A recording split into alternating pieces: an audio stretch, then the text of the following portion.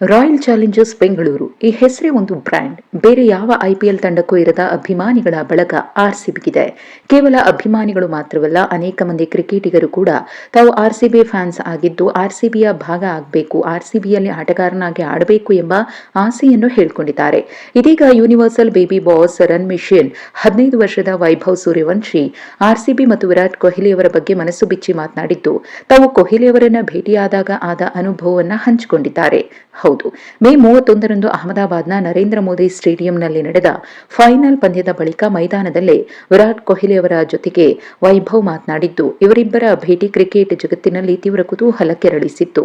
ಇದೀಗ ಅಂದಿನ ಭೇಟಿಯ ಬಗ್ಗೆ ವೈಭವ್ ಸೂರ್ಯವಂಶಿ ಮನಸ್ಸು ಬಿಚ್ಚಿ ಮಾತನಾಡಿದ್ದಾರೆ. ಆ ಕ್ಷಣ ಹೇಗಿತ್ತು ಅನ್ನೋದನ್ನ ಹಂಚಿಕೊಂಡಿದ್ದಾರೆ.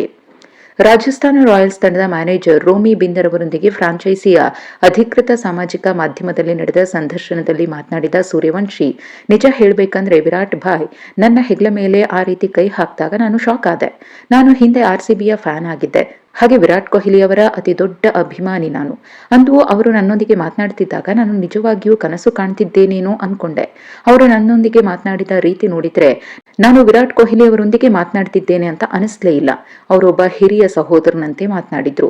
ನಾನು ಯಾವುದನ್ನ ಚೆನ್ನಾಗಿ ಮಾಡ್ತಿದ್ದೇನೆ, ಇನ್ನು ಏನೆಲ್ಲ ಸುಧಾರಿಸ್ಕೊಳ್ಬೇಕು, ಯಾವ ವಿಷಯಗಳ ಕಡೆಗೆ ಗಮನ ಕೊಡಬೇಕು, ಭವಿಷ್ಯದಲ್ಲಿ ನನ್ನ ಹಾದಿ ಹೇಗಿರಬೇಕು ಅನ್ನೋದ್ರ ಬಗ್ಗೆ ಅವರು ವಿವರಿಸಿದ್ರು ಅಂತ ವೈಭವ್ ಅಂದಿನ ತಮ್ಮ ಭೇಟಿಯ ಮಾಹಿತಿಯನ್ನ ಹಂಚಿಕೊಂಡಿದ್ದಾರೆ.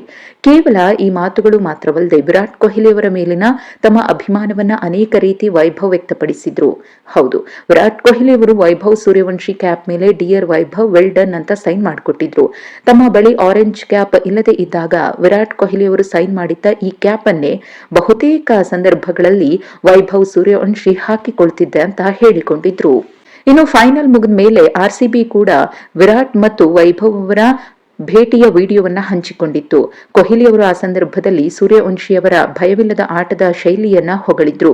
ಇದೇ ರೀತಿ ಕಷ್ಟಪಟ್ಟು ಕೆಲಸ ಮಾಡು ಅಂತ ಹೇಳಿ ಪ್ರೋತ್ಸಾಹಿಸಿದ್ರು. ಏಕ್ ಬಿಹಾರಿ ಸಬ್ ಪೇ ಬಾರಿ ಅಂತ ಮುಂದಕ್ಕೂ ಉತ್ತಮ ಆಟ ಪ್ರದರ್ಶನ ನೀಡುವಂತೆ ಸಲಹೆ ನೀಡಿದ್ರು.